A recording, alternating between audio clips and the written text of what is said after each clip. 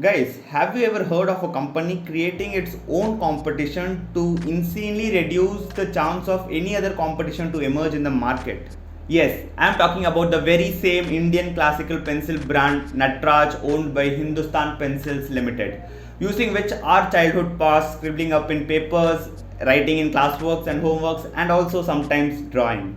It feels nostalgic, right? But coming to the topic, Hindustan Pencils launched Nataraj in the year 1958 by a trio of B.J. Sanghvi, Ramnath Mehra, and Mansukani. Now, guys, this stationery giant we know today was once a startup aspiring to revolutionize the Indian market by manufacturing Indian made stationery products. Okay, now what I mean is, back then all the pencils which were circulated pan India were mostly imported and there were no such major players for the same segment. In this video, we are going to talk about various strategies which Hindustan Pencils executed like pro and also how it emerged as a top stationery brand in the world. To start off with, the first thing that comes to our mind is that regal red color with black vertical stripes in our Nataraj pencil. Guys, we all must know that behind every brand, the color it uses in its brand logo and brand names has very deep meaning than we can ever consciously imagine or understand. The psychology behind this regal red color and black vertical stripes is that it gives a dark contrast look when the pencil is placed over a white paper, which is indeed bright. This contrast psychological color has a tendency for us to remember for a long time, hence the brand. Second masterstroke of Hindustan Pencils was the dual brand strategy, which it implemented and made its own way to the future for good. Dual branding strategy is nothing but where the company produces the same product with different brand names with slight difference in quality. In the year 1970, alongside Nataraj, Hindustan Pencils Limited launched a separate autonomous company called Apsara. As fascinating as it sounds, the two brands which we knew our entire life was owned by one single company. Apsara pencils focused on premium costly pencils, whereas Nataraj was more focused on affordable and yet high quality pencils. Now, why would Hindustan Pencil Limited start Apsara as an entirely different company where it could have launched Apsara with Nataraj itself, right?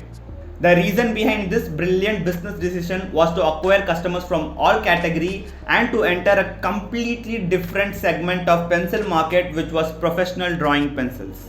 However, a competition between two different products of same company is never a competition, but indeed it was the mutual growth of the parent company.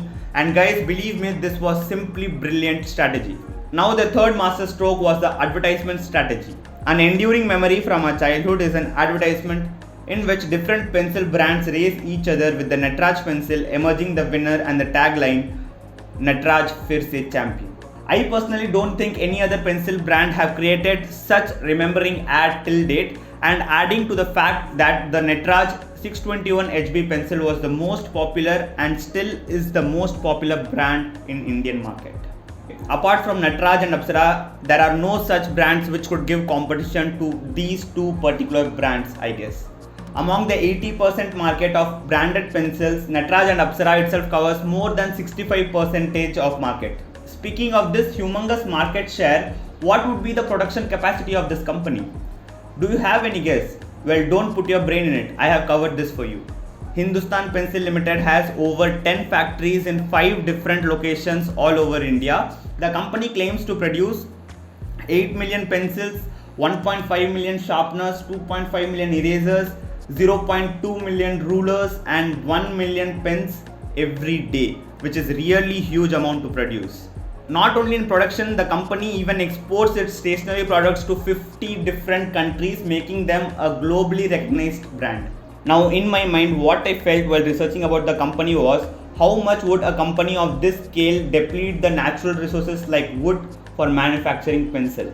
But then I found a remarkable way of implementing a sustained yield project. Unlike any other companies, Hindustan Pencil Limited make their own natural resources or their raw materials in a much greener way. The company has their own plantation where they grow their own timber trees and later utilize it for production. These trees were scientifically studied and had a rotation cycle of more than 7 to 10 years. Now guess what? The interesting fact is that Hindustan Pencil Limited grow more timber trees than they consume themselves. All this ensures steady supply of wood without any environmental degradation. And what about packaging? You might have guessed by now, the company uses recycled paper for their packaging of pencils and other stationery products. 3 things to understand from this case study. Number 1. Discovering new market opportunity is the key to starting up because many fail to do so, unlike Hindustan Pencils Limited. Number 2. How to deal with competition without having any competition. It may sound weird, but this paid off for Nataraj pencils. Number 3. On a more serious note, the responsibility of a company to give back to the society and the nature which helped them build a great company.